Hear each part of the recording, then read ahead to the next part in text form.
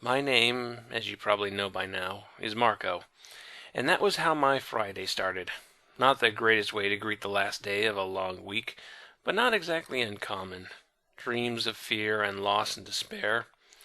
Before I lost my mother to the enemy, before I learned the Yeerk invasion of Earth, my life was pretty tame. Mostly I worried about things like whether I'd drop enough hints at dinner about which Sega disc I wanted for my birthday. Wait, you had a Sega CD? And you actually wanted games for it? Jesus, what kind of dinner conversations did you have? Wow, Dad, jalapenos on your tacos? You're a mad dog. I'm gonna call you Mad Dog McCree. So, Mom, did you get any popful mail, junk mail today? Boy, these tacos, man. My stomach is like a Nova storm. Here come the sewer sharks. Crisscross make my video.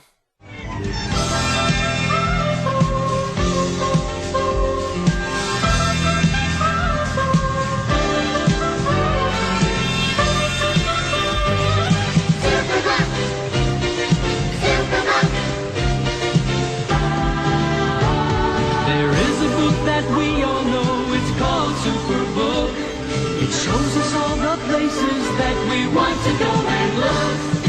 Superbook, Superbook.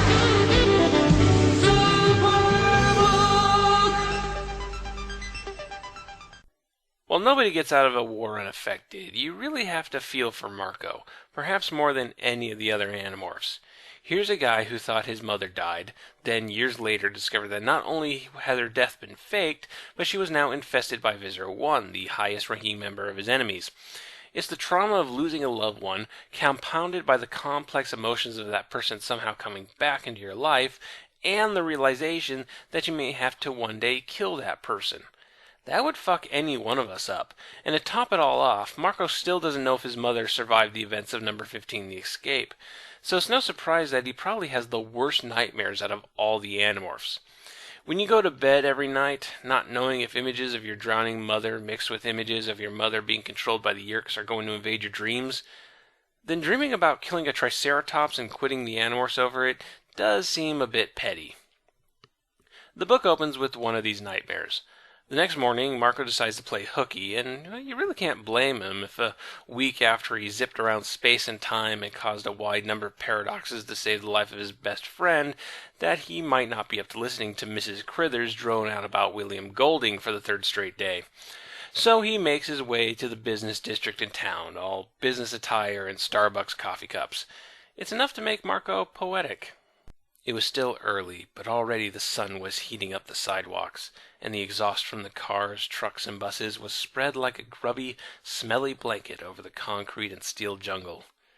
Nice choice, Marco. I should have gone to the beach. I stood on the sidewalk and stared. Seething mass of humanity. I'd heard that phrase once, and now I knew what it meant. It meant office workers at rush hour. It's a bit like if Charles Bukowski wrote Dilbert strips. Today's ghostwriter is Ellis Donner, and I can't find anything on her. I found one person by that name that might be an editor for Alloy Entertainment, a book packaging group that helped produce works like The Vampire Diaries and Gossip Girls, but there's no way to confirm if that's even the same person. This is her only credited book, and that sucks because she does a pretty awesome job here. In fact, she not only wrote a damn good Animorphs book, she apparently saved it from another unidentified ghostwriter. See, back in 1999, some 14-year-old dickweed published a shitty essay online with Animorphs bashing without explaining why he didn't like the series, bad math, saying how much he hates commercialism, and then plugging a Calvin and Hobbes book, and ending it all with saying Scholastics is greedier than Bill Gates. Not exactly the most intellectual of minds. The entire website is a bunch of shitty anti-Animorphs essays, including one apparently titled Die Brooke Nevin. No, stay classy there. But it got an email dialogue started between some third party and Kay Applegate herself, and the discussion eventually evolved into talking about the use of ghostwriters, and Ellis was brought up. I have to tell you that, as far as I'm concerned, Scholastic has been absolutely wonderful to work with. The ghostwriting idea wasn't theirs, it was mine. Ellis Donner is paid by me, not by them, as are the other ghosts. and Ellis was credited on that book because she jumped in and rescued it after another writer totally botched it. Wow. And there's some really cruddy ghost-written books that actually made it to publication. In the land of Buffy humans and Cassie getting possessed by a ghost, what bullshit do you have to pull to have K.A. fire you and hire another author? Was the original version just wall-to-wall sodomy or something? Wait, Animorphs isn't a porno series? Well, drat, I botched it. Marco doesn't have much of an agenda beyond aimless wandering, but suddenly he gets bumped into by a woman. A woman wearing a wig to disguise the fact that she's Visser One. Wow, running into Visser One like that, what an amazing moment of serendipity.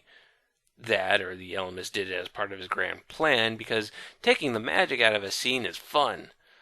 Marco secretly follows her to an office building by grabbing a businessman by the hand, acquiring him to make him drowsy so that he won't object as you lead him into the building, and tell the security guard that it's take your son to work day. This is the first time we see any of the Animorphs use the act of acquiring in a strategic manner. Marco doesn't intend to morph this guy, merely keep him calm, which ranks a 9.4 on the out-of-the-box thinking that was pretty kick-ass meter. Of course, you know this is a fiction, as I'm pretty sure Take Your Son to Work Day is a myth created by the ancient Greeks. Marco manages to follow Visser One up to her floor and fly morph, and discovers which room she's using, but not before accidentally getting sucked up into the ventilation shaft. You know, between this, the furnace and number 10 the android, and the spider and number 21 the threat, I'm starting to wonder if Kay Applegate wasn't taking the piss out of all those cheesy action movies that have the heroes crawling through the ventilation shafts to avoid the bad guys. Sure, the Animorphs fight alien invaders and omnipotent eyeball monsters on a daily basis, but nothing has so consistently fucked with them like the ventilation. Marco leaves and goes to the school to finish the second half of the day, and schedules a meeting with the rest of the Animorphs at the barn, though he is a bit of a hard time concentrating. I sat at the end of the lunch table and ate my pizza alone, ignored the minor food fight going on the table to my right, vaguely noticed the pimply kid slurping some gross yellow soup from a plaid thermos on the other end of my table, thought for 2 seconds about the history test I was going to fail that afternoon, wondered if Chapman was going to bring up my cutting school and failing my history test at the next parent-teacher conference, considered whether I'd spend my life working at McDonald's or Burger King after I got expelled. But my mind couldn't stay on any one topic. Nothing really mattered, did it? Nothing except one extraordinarily complicated, amazingly wonderful fact. My mother was alive. So they have the meeting at the barn and agree they need to scout things out and figure out just what Visser One's game is. However, Marco, Tobias, and Axe are the only ones available that evening, so the three of them wait for nightfall and enter the building from the roof. You know, the Marco, Axe, Tobias team thing really kinda works. It's Animorphs, streamlined and proficient, the perfect strike force. Marco's got the tactics, Axe has the power and the alien intelligence, and Tobias can be the emotional core without being a hang-up like Cassie. As they sneak around the building in cockroach morph, Axe theorizes about Visser One's security measures. Hologram paint, Axe explained. One can paint a window, project a hologram onto the back of this paint, and thereby disguise a room. The Visser has projected the picture of a normal office onto the back of the paint. Very clever. Hologram paint. Yeah, that's the kind of sci-fi goofiness I would expect from a low-end Doctor Who serial. I can't entirely wrap my brain around the concept. How can you see a hologram projected behind a layer of paint? Why not just make a regular hologram window? What's really the difference? Was this developed when the Yeerks had control of Bob Ross? Hello. I'd like to extend a personal invitation to you all at the Yeerk Technology Expo 1994. Today we'll be using this new hologram paint. Now let's build some happy little clouds for the Yeerk Empire. So the three of them crawl through the deadly, deadly vents into Visser One's room. There they find her strapped up to a small portable Yeerk pool, and there's a console with a large screen, showing images of the free Hork-Vezier colony. Well, great. Glad to see the Ellimist's super magical protection spells can be defeated by what's essentially Google Maps. However, the three Animorphs don't have time to contemplate this, as a bunch of Hork-Veziers burst in through the front door. Visser One grabs a Dracon beam, our heroes take the battle morphs, and together they take Visser 3's shock troops out. And now Visser One and the Animorphs stand on each side of the room, not sure what to do with each other. They learn that Visser 3 has somehow convinced the Council of 13 that Visser One committed treason, apparently spinning the destruction of the underwater base, despite the fact that he had as much to do with that as Visser One. Really, if one broken base can get a death warrant on your head, then it's a wonder that Visser 3 is still around. The guy couldn't mug a guy in a theme park. Visser One intends to get on good grounds with the Council by presenting them with the free Hork-Bajir colony, so they work out a deal. "I know the importance of revenge to the Andalite culture," Visser One said. "Visser 3 killed your brother. You are honor-bound to kill him. I can make that happen." "For a price," Axe said. "For a price," she agreed. "What price?" I asked. "The Hork-Bajir colony. Give me the free Hork-Bajir. I will give you Visser 3. There's just a teensy-weensy really big problem with that. How does Visser One not know where the colony is when she has a live video feed of the place? When I originally read this, I thought Visser One was playing with our heroes, lying to try and get an advantage. After all, she lies a lot in this book, like how she's all alone when we know all the way back in number 5 The Predator that she has an entire personal army that will free Andalite bandits for their own political gains. But no, the reality is that Visser One doesn't know where the colony is, even though she somehow got a fucking webcam in there. Sadly, it's this miscalculated detail that drives a very tight plot, so it's kinda hard to ignore. I'll go ahead and blame the nameless botch ghostwriter. Marco agrees, but of course he knows that Visser One won't be playing fair, and she knows that they won't be playing fair, and he knows that she knows that they won't be playing fair, and she knows that he knows that she won't be playing fair, and she knows that he knows that she knows, and it's a Mobius strip of double crosses. I knew Tobias and Axe were doubtful.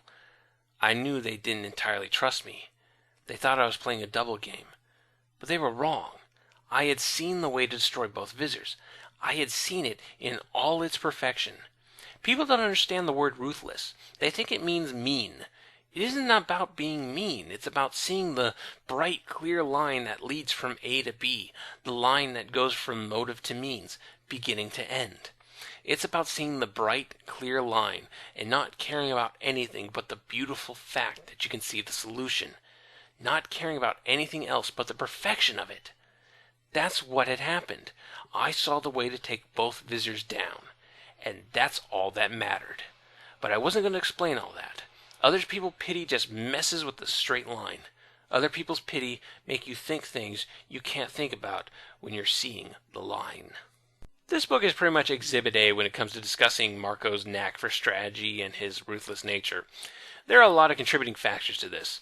First off, he grew up in a very intelligent household. His father is a computer scientist, and while he's not known for having the best grades, you get the impression that it's because he's got way more important stuff to focus on than textbooks. Then there's the traumas discussed at the beginning of this review, which gives Marco both a world wariness and a bit more experience in coping with heavy stuff. And then there's probably just some inbuilt talent shown by his sense of humor. That might seem odd, but good comedy usually relies on a firm grasp of setting up jokes and delivering the punchline, which is basically a form of cause and effect, and being able to improvise jokes to fit the situation hints to being able to process cause and effect pretty damn fast. But he's still human, and as he flies about the city, dragging Tobias and Axe along to plan a scheme that only he's privy to, we have to ask just how much this encounter has affected his abilities to think rationally. On one hand, the plan is not bad, once we get to see it. Even though Marco has it all figured out, we only get to see parts of the plan gradually and don't have a full grasp of it till the end of the book. But yeah, the plan is solid, especially for something that was made up on the fly. But you still sense that Marco is unsettled, even as he's breaking into the gardens to acquire a mountain goat. And you gotta feel for Axe and Tobias at this point. With all these details Marco's giving them, this probably feels like a scheme from Keenan and Kel. I got an idea. Get a mountain goat, a map of Chapman's jogging route, and the Chi, and meet me at the mall. Marco, I don't think they'll let a goat into the mall. Marco,